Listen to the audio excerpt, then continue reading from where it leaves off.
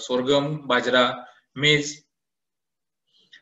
और राईस और व्हीट, ज्या आपण या ग्रासेस फॅमिली आहेत, पण जे आपण ते फॉडर पर्पज साठी युज करतो, ग्रेन पर्पज साठी आपल्याला युज नाही, त्या सगळ्या ग्रासेस आपण फॉडर पर्पज साठी युज करू शकतो. तुम्ही जर यांचा फ्लावर स्ट्रक्चर बघितला किंवा तुम्ही जो पॅनिकल आहे किंवा जो आपण हेड म्हणतो, जो आपण ईल्ड साठी वापरतो, सीडली म्हणतो, ते आपण खाऊ शकतो, पण तेवढ्या इडिबल आहे, न्यूट्रन जास्त असल्यामुळे खाऊ शकतो, पण इझिली प्रोडक्शन करू शकत नाही, कारण त्याच्यामध्ये त्यांचं जे ग्रेन यील्ड आहे ती फार कमी आहे, आणि ते आपली जे पॉप्युलेशनची डिमांड आहे ते सॉल्व्ह करू शकत नाही as compare to other cereal grains. Rice आहे, व्हीट आहे, म्हणून त्यांना आपण ग्रासेस म्हणतो. त्यांना यील्ड मध्ये आपण किंवा ग्रेन फॉडर मध्ये आपण त्याला मोडत नाही, ते ग्रासेस आहेत. ओके, पहिली ग्रास आहे दिना ग्रास, ते सगळे फॉडर मध्ये युज करू शकतो. त्यांचं क्वालिटी जे आहे खाण्याची फॉर न्यूट्रियस असतात, न्यूट्रंट कडे चांगला असतो, कार्बोहायड्रेट वगैरे जे पेलेटेबल फॉर फूड आहे की फॉडर फॉर कॅटल्स आहेत, ते इझिली अवेलेबल करू शकतो ग्रासमध्ये. सो ग्रासेस फॉडर काय पण करीन मी, ऐकते ना. दीप्ती गायकवाड, दीप्ती गायकवाड, तुला म्यूट करा. ओके, दिना grass, common name is Dinanath. दिना ग्रासच आपण दीनानाथ ग्रास सुद्धा म्हणतो. याचं बॉटनिकल नेम आहे पेनिसिटम पेडियोकोलुटम. आता तुम्हाला स्टडी मला रिपीट एक्सप्लेन करता या लेक्चरची, तुम्ही फक्त कंपेरेटिव्ह स्टडी करा. सगळ्यांचं जवळपास सोईंग टाइम सारखं आहे, सोईंग मेथड सारखं आहे, ट्रान्सप्लांटिंग किंवा सीडलिंग. ओके, सीडेड सुद्धा फक्त फरक आहे, स्पेसिंग मध्ये फरक आहे. या 2-3 गोष्टी लक्षात ठेवलं, आणि ओरिजिन आफ्रिका आणि इंडिया सगळ्यांचा, इकॉनॉमिकल इम्पॉर्टन्स सगळ्यांचा सेम, फक्त तुम्हाला लक्षात ठेवायचं सीड अँड सोईंग, त्याच्यामध्ये सीड रेट आणि स्पेसिंग, मेथड ऑफ सोईंग सगळ्यांची सारखीच आहे. फर्टिलायझर डोस, ओके, आणि यील्ड, एवढंच फक्त फरक आहे. बाकी तुम्हाला काही लक्षात ठेवायची गरज नाही. या तुम्ही 4-5 गोष्टी लक्षात ठेवले, कंप्युटर स्टडी केला ग्रासेस सुद्धा तुम्हाला इझी लक्षात राहील. Okay, so botanical naming Pennisetum pedicellatum, origin is Africa, economical importance बघाल, nutritious and palatable for cattle, drought resistance, growing in forest and pasture land. Okay, Dina ग्रासचं बॉटनिकल नेम आहे पेनिसिटम पेडियोकोलुटम.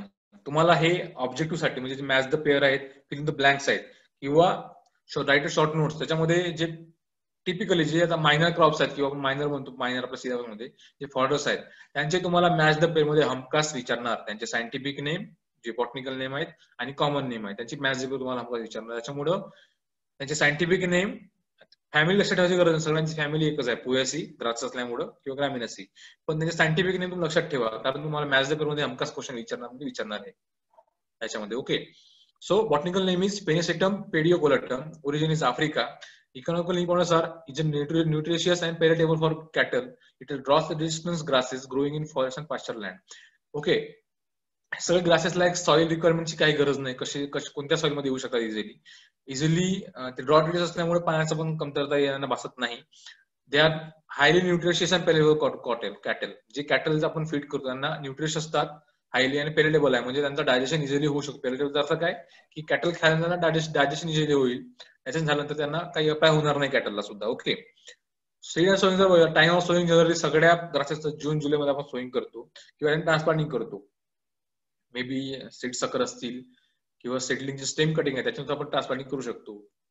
Grasses सगळं transplanting किंवा bye seed method आपण sowing करू शकतो. Okay, seed rate आहे 2 ते 3 kg पर हेक्टर, जे सीड आहेत आपले. ओके, 2 ते 3 kg फक्त सीड लागतं. बाजरा सुद्धा सीड रेट सारखाच आहे, 5 kg पर्यंत, त्या सुद्धा आपण ट्रान्सप्लांटिंग करतो. Okay, spacing is 340 centimetre, row to row spacing method of sowing transplanting.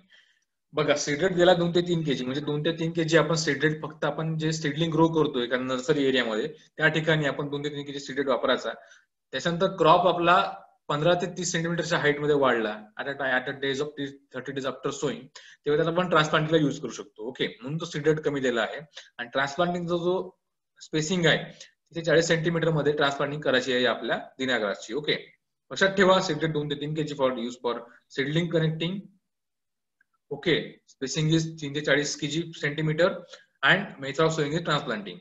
Okay, दिना ग्रासचा फर्टिलायझर मॅन्युअल बघा, 8 ते 10 टन FYM सगळ्या प्रमाणात रेकमेंड केला. 10 टन आपण जरी तुम्ही लिहिलं 10 ते 12 किंवा 8 ते 10 टन जनरली खूप कॉमन आहे सगळ्या क्रॉपसाठी, आणि ग्रासेस साठी 10 टन सुद्धा कॉमन आहे FYM. Okay, so manuring 8 to 10 ton per hectare of FYM is required for Dina grass. 40:30:20 NPK kg per hectare.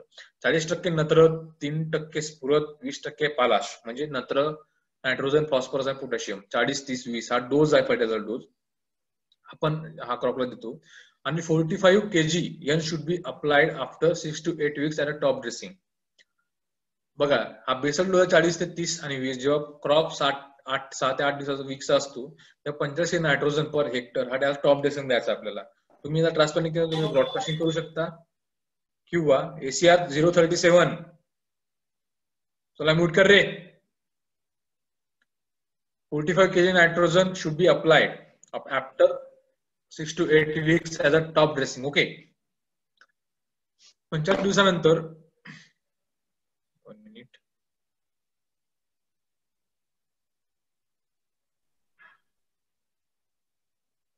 किती जण आहे का आज बाकी कुठे बोले पोरं. 45 kg नायट्रोजन पर हेक्टर आपण टॉप ड्रेसिंगला 6 ते 8 weeks नंतर त्याला द्यायला पाहिजे. Okay. Irrigation depend on situation of crop field. Irrigation interval at 12 to 15 days in a Kharif and Rabi season and in 8 to 10 days in interval of in summer season. Okay. Irrigation जर गरज पडली depend on crop and field. जर climatic condition suitable नसल्या किंवा drought condition आली किंवा water spell गेला, रेनफॉलचा spell आला किंवा ड्राय स्पेल गेला, अशा वेळेस आपण इरिगेशन देऊ शकतो क्रॉपला. जनरली जे इंटरवल आहे रबी सीझन आणि खरीप सीझन तो 12 ते 15 दिवस पर्यंत इंटरवल, त्या इंटरवलला आपण देऊ शकतो. आणि इन समर तो इंटरवल कमी झालाय, 8 ते 10 दिवसापर्यंत इंटरवल झालाय. Dina grass can be grow in all season, kharif और रबी सीझन और summer season where there is should be irrigation possible. ज्या ठिकाणी इरिगेशन पॉसिबल आहे त्याच्या ठिकाणी दिना ग्रास ते करू शकतो. तुम्हाला लक्षात काय ठेवायचं आहे, सगळ्या क्रॉप मध्ये इरिगेशन सेम आहे. ओके. इरिगेशन लक्षात ठेवायची काही गरज नाही. 12 ते 15 दिवस इन रबी आणि खरीप सीझन आणि 8 to 10 days in rabi season, summer season. Okay.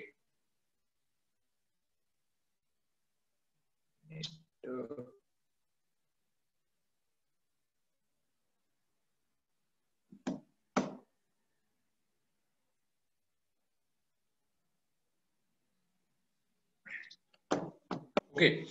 Irrigation okay. Harvesting. आपण हार्वेस्टिंग कशी करतो ह्याचं तुम्हाला बघाल तर आपण ग्रासेस साठी करतो. ग्रासेस मध्ये काय ह्याचा इम्पॉर्टंट पार्ट काय आपल्याला व्हेजिटेटिव्ह कधी करायचं, मल्टीकट कधी करायचं, या सगळ्याच्या डेट जवळपास सारखे आहेत. 3 ते 3.5 महिन्यानंतर आपण सोईंग केल्यानंतर मिड फ्लॉवरिंग चालू असते, म्हणजे फ्लॉवरिंगच्या आधी किंवा अर्धी फ्लॉवरिंग झाली असेल, म्हणजे 50% फ्लॉवरिंग झाली असेल, त्या ठिकाणी एक सिंगल कट द्यायचा. ठीक आहे.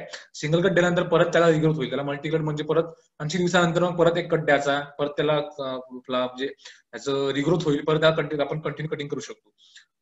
For multicut there should be possible of moisture condition और इरिगेशन शुड बी अवेलेबल. तुम्ही त्याला परत टॉप ड्रेसिंग करू शकतो जेणेकरून त्याची वाढ चांगली होईल आणि त्याला मल्टीकटचा आपण ते करू शकतो. हार्वेस्टिंग लक्षात ठेवा, प्रत्येक ग्रास मध्ये सिंगल कट कधी करायचं, मल्टीकट कधी करायचं. सिंगल कट करताना 3 ते 3.5 महिने म्हणजे 90 ते 95 दिवसाला आपण सिंगल करू शकतो. जेव्हा मल्टीकट तुम्हाला पाहिजे before flowering 100 days after sowing तेव्हा आपण ते मल्टीकट करायला पाहिजे. Okay. After that subsequent cut और 1 to 2 कट इंटरवल 50-60 दिवस म्हणजे 2 महिन्यानंतर परत त्याला पण तुम्ही मल्टीकटला ट्राय करू शकतो. 2 ते 3 कट आपण परत घेऊ शकतो. Okay. Harvesting should be in single cut और मल्टीकट. तुम्हाला लिहिता आलं पाहिजे एक्झाम मध्ये सिंगल कट कधी करायचं 3 ते 3.5 महिन्यामध्ये आणि मल्टीकट कधी करायचं. ओके. यील्ड बघाल तर त्याची ग्रीन फॉडरची यील्ड आहे 40 ते 50 ton green fodder per hectare. Okay. प्रत्येक क्रॉप जवळपास हीच रेंज आहे. तुम्ही जर स्टडी काल कम्युनिटी मध्ये क्रॉप तुम्हाला व्यवस्थित सांगेल नंतर समोर की यील्ड 40 ते 50 टन पर हेक्टर याच्यामध्ये ते व्हॅरी करतं. Only green fodder yield, grain fodder नाही. म्हणजे ग्रेनचा आपण पर्पज साठी घेत नाही आपण करायचं. ओके. ओनली ग्रीन फॉडर, हे फॉडर पर्पज आहे ग्रीन फॉडर म्हणतात. ओके. 40 ते 50 टन पर हेक्टर एवढं ग्रीन फॉडर आपल्याला क्रॉप म्हणून भेटतं. व्हेरायटीचं बघितलं IGFIR 3808, T10, T15, PP38, PP44, IGFIR 966, PP4 आणि PP5. ओके. या सगळ्या व्हॅरायटी डेव्हलप झालेल्या आहेत. IGFIR integrated grassland and forest research institute झाशीचं जे इन्स्टिट्यूट आहे IGFIR त्या ठिकाणी या सगळ्या व्हरायटी डेव्हलप झालेल्या आहेत. आणि याच रेकमेंड करा जनरली सगळ्या इंडियामध्ये, कारण यांची जे रेकमेंडेशन आहे ते पूर्ण इंडियामध्ये ट्रायल चालू असतात. कुठं कोणती व्हरायटी सुटेबल होते. आपल्या महाराष्ट्रामध्ये सुद्धा याच व्हरायटी ग्रो करतात दिनाग्रासच्या. ओके.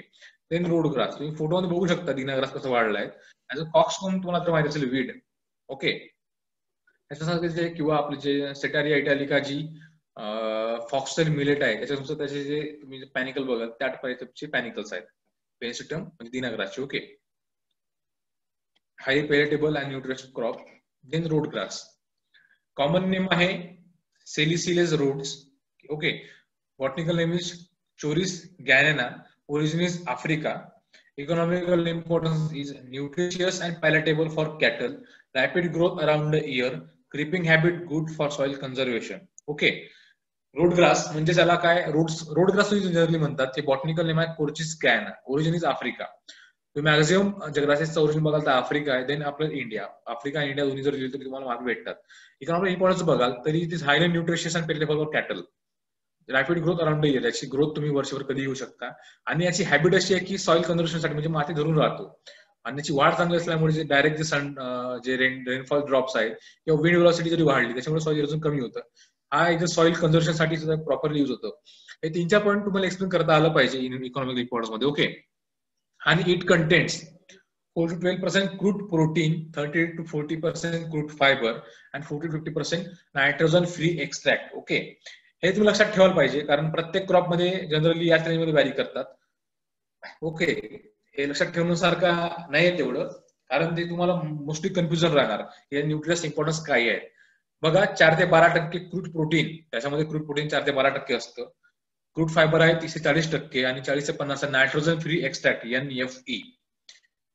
लक्षात ठेवा, तुम्ही जर लक्षात ठेवलं नाही की तुम्ही जर रेंज लिहिलं 10 ते 12 किंवा 10 ते 4 ते 10 किंवा 4 ते 12 वगैरे, ते तुम्हाला भेटून जाईल. ते फक्त तुम्हाला ते रेंज लक्षात ठेवणं महत्वाचं आहे. ओके, तुम्ही जर फोटोमध्ये बघाल की जो रोड ग्रास आहे, जे आपलं तुम्ही जर हे बघाल सॅपर रोटुंडस, तुझा ग्रास आपण ते सेज आहे नडग्रास आहे, परंतु त्याचा पॅनिकल बघाल त्या टाईपचा पॅनिकल तुम्हाला दिसतो. पण त्याची हाईट जास्त आहे, ब्रांचिंग जास्त आहे, लिफी व्हेजिटेबल जास्त असल्यामुळे हा इझिली पेलेटेबल आणि न्यूट्रिशियस आहे. ओके, लक्षात ठेवा कंटेंट्स 4 ते 12% क्रूड प्रोटीन, 30 ते 40% क्रूड फायबर, 40 ते 50% नायट्रोजन फ्री एक्स्ट्रॅक्ट.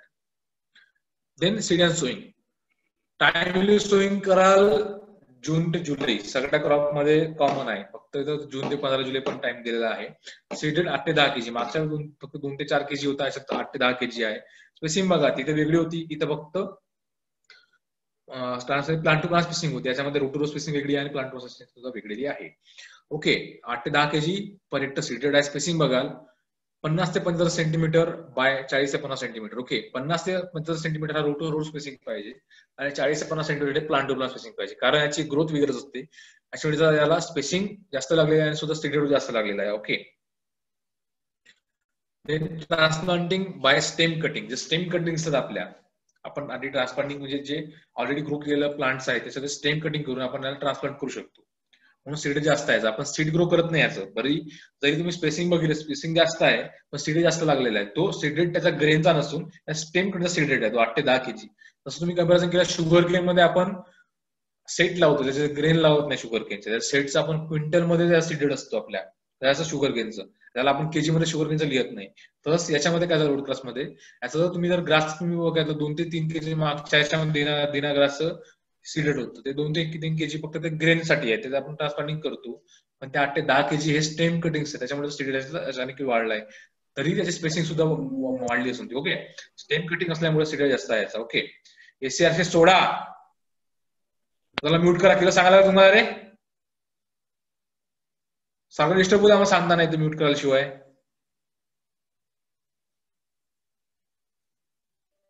लेक्चर मध्ये लिहून जा, तुम्हाला इंटरेस्ट शिकण्यामध्ये इंटरेस्ट असेल तर. काय गरज नाहीये, त्यांना करता बरोबर येत असतात. ACR 17 त्याला म्यूट कर.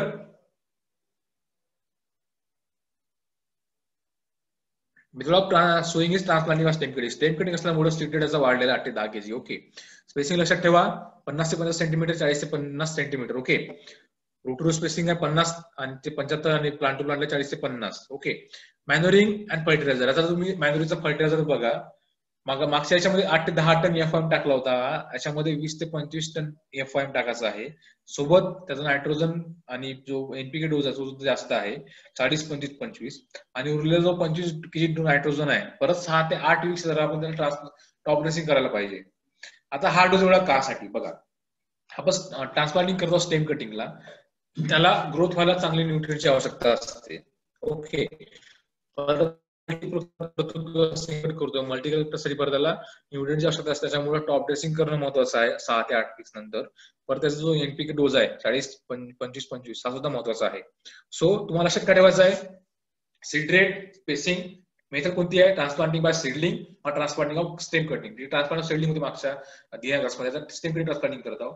पलट्याचा डोस बघा 40-25-25 जो, आणि F1 डोस सुद्धा वेगळा आहे. ओके, टॉप ड्रेसिंग सुद्धा करताना 40 kg होतं, 45 kg 25 kg आहे. ओके, या गोष्टी लक्षात ठेवा. कधी ट्रान्सप्लांटिंग करायचं आहे, लाईट नाही म्हणून का आता चार्जिंग आहे 80%. चालतील 2 तास चालतील. तुम्ही याल चालेल. पीपीटी कुठे आहे? चालेल. हो, लाईट येणार नाही का आज? बरं ठीक आहे, चालते या.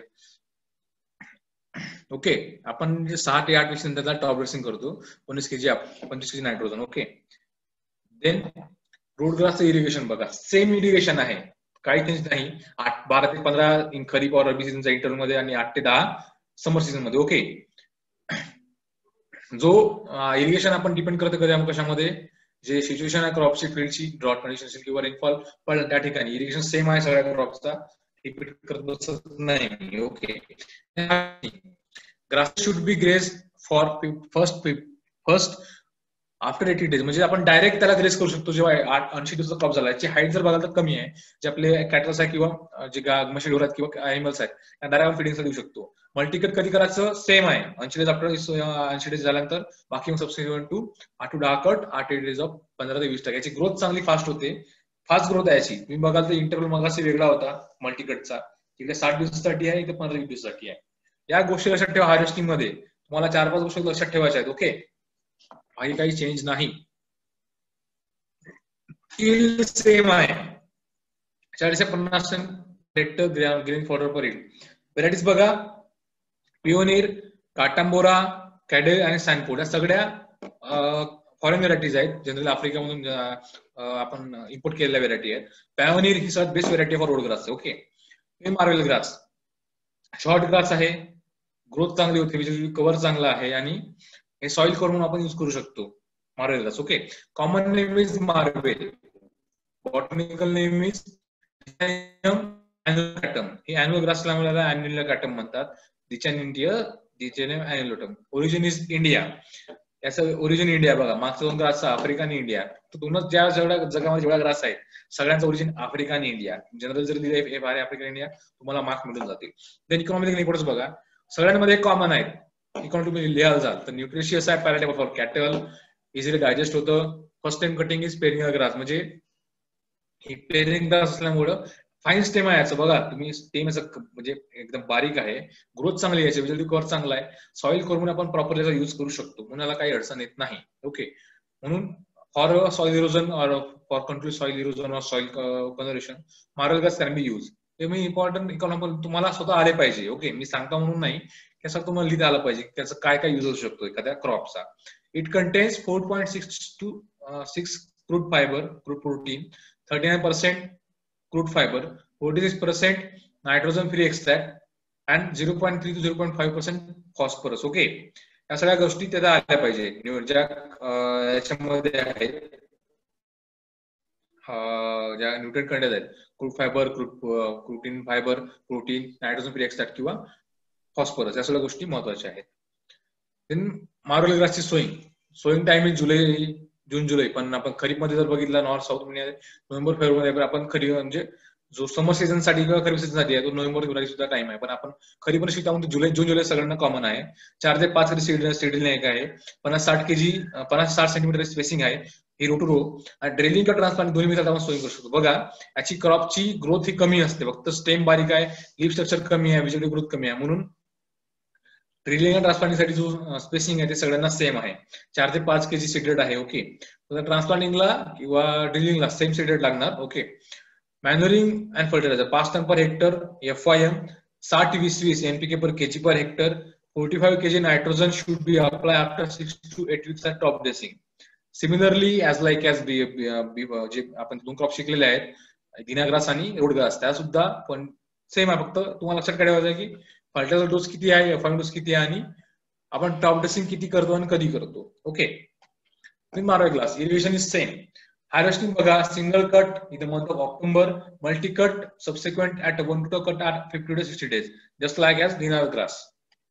इल्ड बघा, याची इल्ड कमी आहे कारण याची स्टेम बारीक असल्यामुळे याची जी ग्रोथ आहे कमी आहे, हाईट कमी आहे, त्याच्यामुळे इल्ड याची कमी आलेली आहे. ओके, याची जर हाईट जर ऍज कम्पेअर टू दिनार ग्रास रोडगाची एवढी, त्याची पण इल्ड तेवढी आली असती 50 ते 60 टन पर हेक्टर.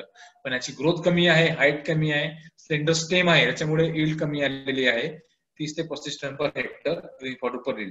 व्हरायटी बघा, S32, S65, S125, मारल 8 बेर व S128 या सगळ्या व्हरायटी लक्षात ठेवा फक्त तुम्ही. Okay, Pavana grass, common name is Pavana grass, botanical name is scheme anaerorosum, origin is India, economical importance is nutritious and palatable for cattle, rapid growth around the year. Okay, it contains 4.9% crude protein, 0.8% ethyl extract, 42.5% crude fiber, 11.9% ash content and 42.5% nitrogen free extract. Okay, तुम्ही generally बघा nitrogen free extract हा कमी झाला पाहिजे. Nitrogen आपण जास्त दिला त्या झाडाला जास्त वाढ होईल, पण ते आपल्या जेव्हा आपण अॅनिमलला चारतो किंवा अॅनिमलला देतो आपण तो नायट्रोजन फ्री एक्स्ट्रॅक्ट 40% जास्त नसला पाहिजे, कारण त्याचं इल्ड परिणाम होतो त्या अॅनिमलच्या, याचे दूध कमी व्हायला लागतं नायट्रोजन जास्त वाढल्यामुळं. Okay, so common name is Pavana grass, botanical name is scheme anaerosum, origin is India. याची सुद्धा स्टेम ज्या इंडियनच्या ओरिजिन मध्ये ज्या स्टेम हाईट कमी आहे as compare to Africa. African ज्या स्पीसीज आहेत त्यांची हाईट चांगली आहे, व्हिज्युअली ग्रोथ चांगलेली आहे. ओके, इंडियामध्ये तुम्ही कंपॅरिझन करू शकता दोन्ही स्पीसीज मध्ये, त्यांची हाईट कमी आहे, व्हिज्युअली ग्रोथ कमी आहे, त्यांचे स्टेम बारीक आहेत. ओके, पण त्या न्यूट्रिएंट जास्त आहेत as compare to African varieties, African species, त्यांचे न्यूट्रिएंट कंटेंट जास्त आहे. Though they have not properly visually growth. Importance बघा सगळ्यांचं कॉमन आहे, nutritious, palatable, easy digestion for cattle, around the त्याची रॅपिड ग्रोथ असते. आणि कंटेंट बघून घ्या, 4.9% crude fibre, crude protein 0.8% ethyl extract, 40.5 crude fibre, 11.9% ash, 42.5 nitrogen free extract. Then Pavana seed sowing, June and July sowing time, seed 7 ते 8 kg per hectare. Spacing बघा, 50 centimetre row to row spacing, 30 ते 40 spacing आहे, plant to plant. दोन्ही method आपण use करू शकतो, drilling और transplanting. Okay, manuring आहे, फर्टिलायझर 10 टन पर हेक्टर आपण जनरली यूज करतो, आणि 60-20-0 NPK डोस हा मी रेकमेंड केला पवना ग्राससाठी. ओके, इरिगेशन सेम आहे. Harvesting 1 cut on the mid October subsequent cutting. Okay, harvesting of 1 cut in the mid October, subsequent cutting at मल्टीकट साठी 40 ते 45 डेजच्या इंटरमध्ये आपण त्याला नेक्स्ट कटिंगला करू शकतो. यील्ड कमी आहे, व्हेरायटी किंवा स्पेसिस हे इंडियन आहे, याची व्हिज्युअली ग्रोथ चांगली नसल्यामुळं किंवा स्टेम बारीक असल्यामुळे यील्ड कमी आलेली आहे. 340 ton per hectare green fodder per yield Pavana ग्रासचं. ओके, आणि व्हेरायटीज इज IGFRS2, एकच व्हेरायटी आहे, लक्षात ठेवायला सोपी जाईल, IGFRS2. Okay, then blue panic, most important आणि सगळ्यात जायंट मोठी ग्रास आहे आपल्या इंडियन ओरिजिनची. Okay, common name is giant panic. Blue प्लॅनिकचं नाव आहे कारण जो लीफ स्ट्रक्चर डार्क जास्त ग्रीन किंवा येलो कलर, ब्लू कलर त्याला ब्ल्यू प्लॅनिक असं म्हणतात. Okay, giant प्लॅनिकचा common name, botanical name is Panicum antidotale, origin is India. इंडियाचं ओरिजिन बघा, ही क्रॉप ची हाईट जास्त वाढलेली आहे, फॉर्डर ग्रोथ किंवा एजिड ग्रोथ चांगलेली आहे. ओके, त्याचे इकॉनॉमिक इम्पॉर्टन्स सुद्धा खूप चांगले आहेत, आणि जनरली ब्ल्यू प्लॅनिक ही बाकीच्या ग्रास पैकी सगळ्यात इफेक्टिव्हली आपल्या इंडियन कंडिशन चांगली बेस्ट सुटेड क्रॉप आहे. Okay, as a pasture grass blue panic shows remarkable regrowth after cutting of the crop. जेव्हा आपण त्याला फर्स्ट कट करतो किंवा रिग्रोथ करतो, फास्टली आणि रिमार्केबल ग्रोथ असते, इझिली लवकर ग्रो होतो, आणि याचा स्टेम कटिंग सुद्धा आपण यूज करतो करण्यासाठी. आणि जे मल्टीपर्पज मल्टी कटिंग ग्रासेस आहे, ब्ल्यू प्लॅनिक ही आहे, याच्यामुळं it is a pasture grass. Blue panic shows remarkable growth after cutting of the graph. Okay, it is the earliest pasture to get ready in the spring season and is well relished by the cattle when young. Okay, ही earliest pasture आहे, म्हणजे लवकरात लवकर grow होऊन आपल्या spring season मध्ये किंवा खरीप season मध्ये आपण आपल्या खायला देऊ शकतो. जेव्हा कॅटल यंग असतं तेव्हा ब्ल्यू प्लॅनेट जर आपण त्याला खायला दिलं त्याची ग्रोथ चांगली असते. ओके, जो आपला जो कॅटल आता जस्ट नवजात जन्मलेला आहे त्याला ब्ल्यू प्लॅनेट खायला दिली आपण गायच्या दुधासोबत किंवा ऍज अ ऑर्डर पर्पज म्हणून, तर त्या कॅटलची ग्रोथ चांगली असते. तुम्ही न्यूट्रिएंट कंटेंट बघा, सगळ्यात जास्त क्रूड प्रोटीन फायबर हे सगळ्यात जास्त ब्ल्यू प्लॅनेट मध्ये आहे. म्हणून blue planet is a best suited for his purpose. Okay, it contains 10 ते 12% क्रूड प्रोटीन, 20 ते 32 ते 34% क्रूड फायबर, कॅल्शियम आणि phosphorus content is also high. Okay, 0.39 आणि 0.09 is respectively. Blue planet content nutritionally आणि palatable easily आहे आणि याचं multipurpose cutting असल्यामुळे ब्ल्यू प्लॅनेट रिकमेंड करतात आपल्या इंडियन कंडिशनला. Okay, blue planet timing sowing June July. Seed rate बघा, ब्रॉडकास्टिंग आणि ड्रिलिंग साठी दोन्ही पण आपण ब्ल्यू प्लॅनेट करू शकतो. 7 kg per hectare for broadcasting, drilling साठी 4 kg per hectare. Spacing 30 or 40 centimetre in drilling. Okay, transplanting at 15 centimetre 25 centimetre. Okay, drilling जो सीड रेट आहे 4 kg पर हेक्टर आहे आणि स्पेसिंग आहे 340 सेंटीमीटर, म्हणजे 340 centimetre row to row spacing मध्ये आपल्याला drilling करायला पाहिजे. जेव्हा आपण ट्रान्सप्लांटिंग करतो, ब्रॉडकास्टिंग केल्यानंतर ट्रान्सप्लांटिंग साठी पण त्याचा यूज करू शकतो. तर जे 50 बाय 25 सेंटीमीटर म्हणजे 50 to 50 row to row spacing आणि 25 plant to plant spacing maintain असली पाहिजे.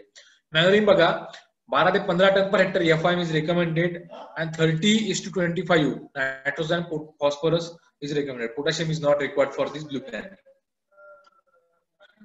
ओके, इरिगेशन सेम आहे बघा. हार्वेस्टिंगचे 3-4 कट, म्हणजे आपण स्प्रिंगला एक कट दिल्यानंतर लगेच आपण 40-45 दिवसामध्ये लगेच सिंगल कट मल्टी कट घेऊ शकतो. इल्ड बघा 40 ते 50 टन ग्रीन पावडर इल्ड आहे. तुम्ही इंडियन बाकी 2 ग्रास पकडले आता, त्याच्यापेक्षा ब्ल्यू प्लॅनिक ही इल्ड जास्त चांगली आहे, म्हणून आपण इंडियन कंडिशनला ब्ल्यू प्लॅनिक हे रिकमेंड करतो. ओके, 40 ते 50 ton per hectare green fodder याच्यामध्ये अवेलेबल आहे. व्हेरायटीज आर स्ट्रेन 297 आणि काजरी 333. Okay, central arid zone for research institute काजरी जोधपूरची इन्स्टिट्यूट आहे, त्याने डेव्हलप केलेली व्हेरायटी आहे काजरी 333.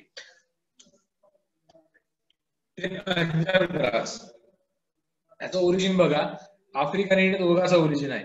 Common name is buffel grass, botanical name is Cenchrus ciliaris. Okay, Cenchrus ciliaris. Economic importance बघा, इझिली पेलेटेबल, शॉर्ट असल्यामुळे याची बारीक स्टेम आहे, लिफी स्ट्रक्चर कमी आहे, व्हेजिटेबल ग्रोथ कमी आहे. So it is easily palatable and nutritious to the crop. It contains 8.39% crude protein, 30.5% crude fiber, 4% nitrogen-free extract. Okay, आणि 3.3% नायट्रोजन इथाइल फायबर. ओके, या सगळ्या गोष्टी इम्पॉर्टंट आहे न्यूट्रिएंट कंटेंट मध्ये. आणि असं सोयीम बघा, जून जुलै. सीड रेट 2 ते 3 kg फॉर ड्रिलिंग, ड्रिलिंग साठी 5 kg per hectare recommended. Spacing बघा 60 by 30 to 60 row spacing, 30 centimetre is a plant to plant spacing. Method आपण जर ट्रान्सप्लांटिंग जर करतो म्हटलं तर स्टेम कंटिन्यूस आपण ट्रान्सप्लांटिंग करू शकतो. मॅनरिंग अँड फर्टिलायझर 10 ते 15 ton per hectare is FIM required. 30-25:30 NPK is recommended. Okay, याच्यामध्ये potassium is recommended for 30 kg. Okay, आणि 25 kg नायट्रोजन आहे. आपण टॉप ड्रेसिंग आपण करू शकतो आफ्टर 6 to 8 days. ओके, अंजाग्रास इरिगेशन सेम आहे, 12 ते 15 डेज इन खरीप और रबी सीजन. 8 डेजचा विंटर मध्ये आपण देऊ शकतो. Harvesting is multi cut at 180 days आणि 15 ते 20 डेज आपण 10 कट सबसिक्वेंट आपण देऊ शकतो त्याला. ओके, 10 कट आपण हार्वेस्टिंग देऊ शकतो multi cut. Okay, yield is high, 40 ते 50 टन पर हेक्टर ग्रीन फॉरेस्टच्या इल्ड मध्ये आहे. व्हरायटीज बघा, IGFIR 3133, IGFIR 3108, काजरी 1 आणि CO1. CO1 हे कोयंबतूरून डेव्हलप झालेली आहे, काजरी जोधपूर मधून. IGPR आहे, झाशीला आपलं रिसर्च स्टेशन आहे. Grassland forest research institute for grasses is at झाशी, उत्तर प्रदेश या ठिकाणी लक्षात ठेवाल. Okay, then hybrid Napier common name is Gajraj, botanical name is Pennisetum purpureum, origin tropical Africa. तुम्ही बघाल ब्ल्यू प्लॅनिक आणि हायब्रिड नायपर जवळपास सारखं दिसायला आहे आणि न्यूट्रन कंटेंट सुद्धा सारखं आहे. It is a interspecific hybrid. Hybrid Napier is a hybrid आहे बिटवीन नायपर ग्रास आणि परमिलेट. आपले जे बाजरा आहे आणि नायपर ग्रास आहे, तर इंटरस्पेसिफिक हायब्रिड, 2 स्पेसिस मध्ये हायब्रिड म्हणजे त्याला इंटरस्पेसिफिक म्हणतात. Okay, it content 10.2% crude protein, 30.0.5% crude fibre, 2.1% ethyl extract, 40% nitrogen effect and 16.2% ash. As like as blue panic. Okay, पण ओरिजिनचा आफ्रिका, त्याचा ब्लू पॅनिकचा आहे इंडिया. न्यूट्रियस कंटेंट जवळपास सारखेच आहेत, पण blue panic is generally recommended. Okay, then drought resistance and fast growing. ही एक drought resistance grass आहे, हायब्रिड नायपर, आणि ग्रोथ ही फास्ट आहे आणि अराउंड अ इयर आपण त्याला ग्रो करू शकतो. Seed and sowing June to early end June to early June, म्हणजे जून जुलै टायमिंग आहे. आता बघा सीड सोईंग कशी करतात. याला आपण सीडलिंग ग्रो करू शकत नाही. शुगर केन ग्रो करतो आपण आपल्या फील्ड मध्ये, त्याचप्रमाणे जे 3 बरस स्टेड आहेत त्याचं रिकमेंडेड केलं जातं. ओके, जो 3 बरस स्टेड आपण ते रिकमेंड करतो हायब्रिड नायपरला. Spacing is 60 by 60 centimetre spacing आहे. Transplanting method by stem cutting, जे सेट्स आहेत हायब्रिड नायपरची किंवा स्टेम कटिंग आहेत त्याच्यानं आपण त्याला ट्रान्सप्लांटिंग करतो. मॅन्युअरिंग ऑफ फर्टिलायझर्स बघा 10 ते 12 टन पर हेक्टर FYM, आणि याच्यामध्ये जो डोज आहे नायट्रोजन फॉस्फरस पोटॅशियम सगळ्यात हाय आहे. हायब्रिड असल्यामुळे, हायब्रिड नायपर असल्यामुळे डोस जास्त लागलेला आहे. 50-50-20 NPK kg per hectare is recommended. Hybrid जे बी क्रॉप असेल, कोणतेही तुम्ही फील्ड क्रॉप बघा किंवा ग्रास बघा, कोणते क्रॉप बघा, हायब्रिड असल्यामुळे त्याला स्टिरॉइड जास्त लागतो. सोबतच त्याचा फर्टिलायझर डोस सुद्धा जास्त असतो. कारण हायब्रिडच्या कोणत्या व्हेरायटी आहेत, कोणत्या क्रॉप असेल किंवा ग्रासेसचे असेल, त्याचा फर्टिलायझर डिमांड जास्त असल्यामुळे आपण त्याला जे NPK डोस आहे किंवा फर्टिलायझर डोस आपण जास्त टाकतो. Okay, irrigation is same. Harvesting बघा, फर्स्ट कट आपण कधी 9 ते 10 वीक्सला फर्स्ट कट, आणि ते subsequent cut can be done at 4 to 6 weeks after interval. Yield बघा 40 ते 50 टन पर हेक्टर सगळ्यांची सेम आहे गेन क्वार्टर पर यील्ड. व्हेरायटीज बघा, Pusa giant, NB21, Swati, IGFIR, Yashwant, IGFIR 6, 7 या व्हेरायटीज आहेत. जनरली सगळ्या व्हेरायटीज ज्या डेव्हलप झालेल्या आहेत IGFIR 6, म्हणजे grassland and fodder research institute आहे झाशीची, त्या ठिकाणी सगळ्या व्हेरायटी डेव्हलप झालेल्या आहेत. पुसा जायंट ही पुसा न्यू दिल्ली मधली व्हेरायटी आहे. Okay, juvenile grass, common juvenile grass, Panicum maximum is is botanical name. Tropical Africa origin आहे. बघा राईस सारखं त्याचं दिसतं स्ट्रक्चर. मॅक्झिमम टिलरिंग जास्त आहे, व्हेजिटेबल ग्रोथ चांगली आहे, पण हाईट कमी आहे. पण प्रोटीन कंटेंट किंवा न्यूट्रिशन कंटेंट जास्त आहे. It content 20 to 25.6% protein, 28.30% fibre, 0.228% ethyl extract, आणि 40-50% नायट्रोजन फ्री एक्स्ट्रॅक्ट. न्यूट्रियस आहे हायली. ओके, तुम्हाला लिहिता आला पाहिजे या गोष्टी. फक्त मी इंग्लिश केलेल्या या गोष्टी पण त्या क्रॉपसाठी. ओके, तुम्ही लक्षात ठेवू शकता तर ठेवा या गोष्टी.